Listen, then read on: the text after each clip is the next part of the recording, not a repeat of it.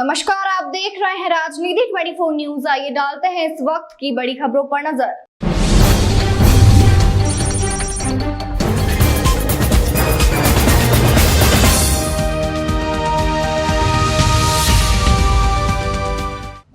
जून 1975 भारतीय लोकतंत्र के इतिहास का वो दिन जब संविधान के मूल अधिकारों को स्थगित कर देश भर में आपातकाल लागू कर दिया गया। आज उस काले दिन की 50वीं बरसी है और पूरे देश में इसे काल दिवस के रूप में याद किया जा रहा है।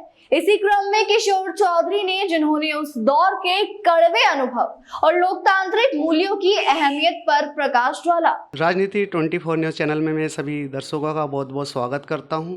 और आज बहुत ही काला दिवस देखा जाए तो एक तरह से काला दिवस मनाया जाता है, क्योंकि आज से 50 वर्ष पहले आपातकालीन लागू हुआ था। आज इसी बीच में हम चर्चा करेंगे। विश्व हिंदू परिषद के पदाधिकारी हमारे साथ में मौजूद है, तो सबसे पहले इनसे हम, सर आपका पूरा परिचय। किशोर चौधरी, विश्व हिंदू परिषद प्रांत प्रमुख। आज देखा जाए काला दिवस मनाया जाता है। 50 वर्ष पूर्व पहले आपातकालीन लागू हुए थे, तो आप उसके ऊपर क्या कहना चाहेंगे?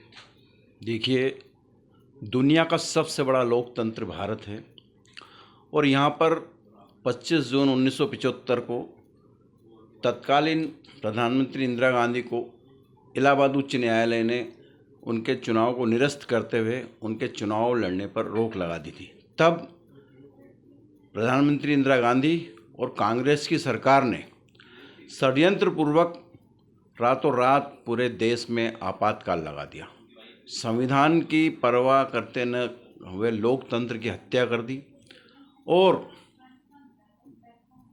लोकतांत्रिक तरीके से जिस किसी ने भी इसका विरोध किया, चाहे पत्रकार हो, छात्र हो, बुद्धिजीवी हो, उन्हें तुरंत उठाकर जेल में बंद कर दिया।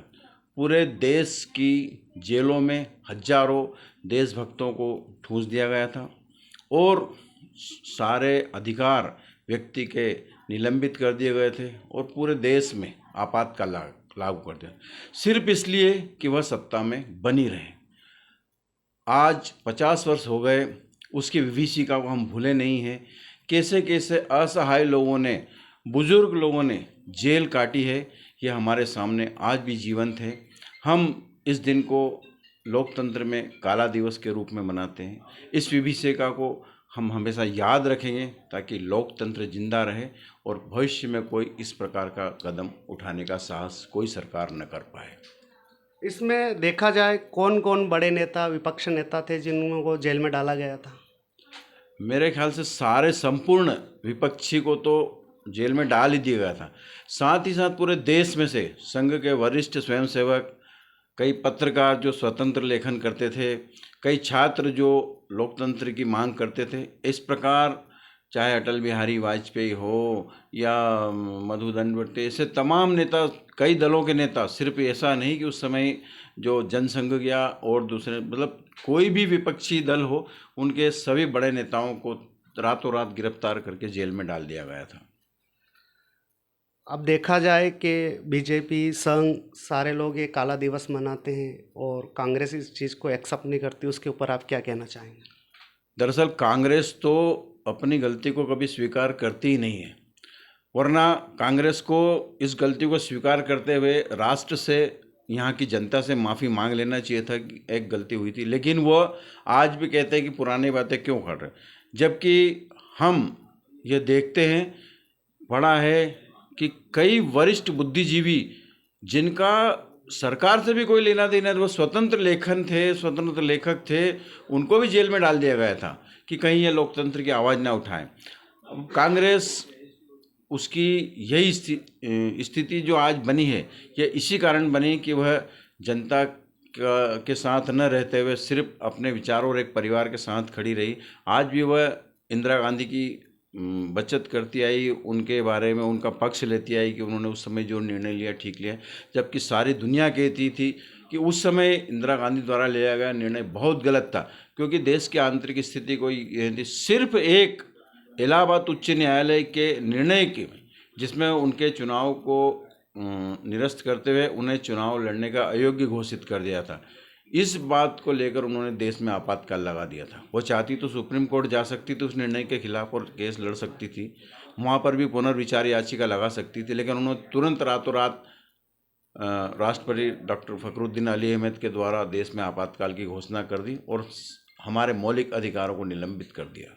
क्या ये दिन जो है काला दिवस, क्या ये युवा पीढ़ी को भी जागरूक करने की आवश्यकता है? बहुत आवश्यकता है। यह काला दिवस हम मनाते इसलिए कि आने वाली पीढ़ी ने यह देखा ही नहीं। 1975 के बाद जिन बच्चों ने जन्म लिया उनने तो इसकी विभीषिका को देखा ही नहीं। हम उन्हें बताएंगे, याद दिलाएंगे तो वो जागरूक रहेंगे, और वह जागरूक रहेंगे तो फिर देश में इस प्रकार का कोई भी कदम, कोई भी सरकार, कोई भी प्रधानमंत्री नहीं उठा पाएगा।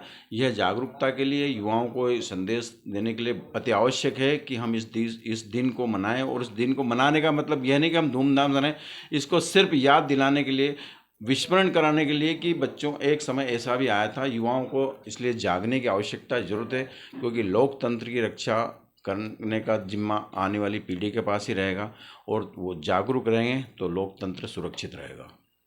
आप एक छोटा सा संदेश हमारे चैनल के लिए देंगे आप? आपके चैनल को बहुत बहुत शुभकामनाएं। मैं कामना करता हूं कि आपका चैनल दिन पर दिन पब्लिक के जो कार्य उनको उठाते हुए निरंतर तरक्की करे। छोटी छोटी बातें जो रह जाती बड़े बड़े चैनल नहीं उठा पाते, आप छोटी छोटी ज़रूरतें, छोटी छोटी तकलीफ़ें आम जनता की उठाएं, उनको आगे लाएं, शासन प्रशासन तक पहुंचाएं। मैं ऐसी कामना करता हूं कि आपका चैनल बहुत उन्नति करे। बहुत बहुत धन्यवाद।